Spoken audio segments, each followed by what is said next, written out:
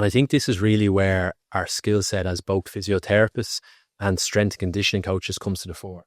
Because, what you just described to me there sounds a little more like a strength and conditioning coach almost than a physio. And I think we really believe in the importance of marrying those two skill sets, because, if the physio world is guilty of anything, it's probably, traditionally a little bit guilty of doing the low level exercises, but not maybe progressing them sufficiently enough, and not bringing in the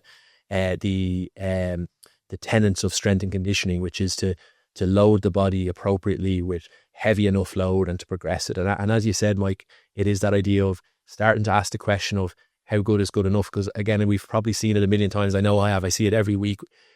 Someone who has maybe been doing some exercise and has tried maybe to kind of rehabilitate, maybe with guidance or just by themselves, and they're doing something of value, but they just haven't progressed it sufficiently. So we're really starting to step that up now. And as you said, it's a shift in gears there. It's a change in mindset a little bit, where we do start to talk and act as strength and conditioning coaches now, where we're still have one eye on the injury that needs protection, and we need to not overload it. And we're still all about facilitating healing and managing pain. But that is now a smaller part of what we're doing. We're focusing now on starting to target that functional piece. And again, to really, I think re-emphasizing that again and again is so important in the gym, and coaching people as to how to do their exercises. Because again, this is where we see a lot of people, when we get back into the gym, it's almost like starting again a bit. We might feel like I'm going well with my isolated exercises, my cuff work or my quad work. I'm going well with that. And then we go into the gym, we say, right, let's do a single leg squat here. And all of a sudden, like the knee doesn't want to move, my hip feels stiff, my ankle sore. And it's almost like starting again. So what we got to do is we got to coach that. And really, we're not starting again. We're just getting used to something we haven't done in a while.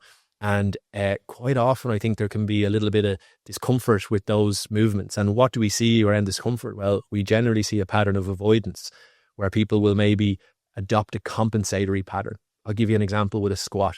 My knee is sore. So what I do is, rather than letting my shin move forward, my knee move forward, I tend to sit way back with my hip. And that's great for protecting my knee and, not loading my knee and loading my hip a bit more. But ultimately, where do I need to go? I've got to be able to load this knee again. So we see it classically with the ACLs. The body is resistant to that movement of letting the knee go.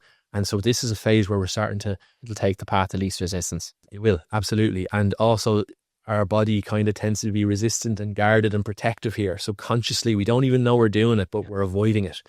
And does avoidance work well? Generally not in most areas of life. So what we have to begin to do is turn ahead and face it, and try to begin to load it, and to begin to I think a lot of it there is providing reassurance for people. It's safe to do this. It's okay to feel this way, to feel a little bit of discomfort. And again, we're packaging the exercise in, okay, how do you feel during?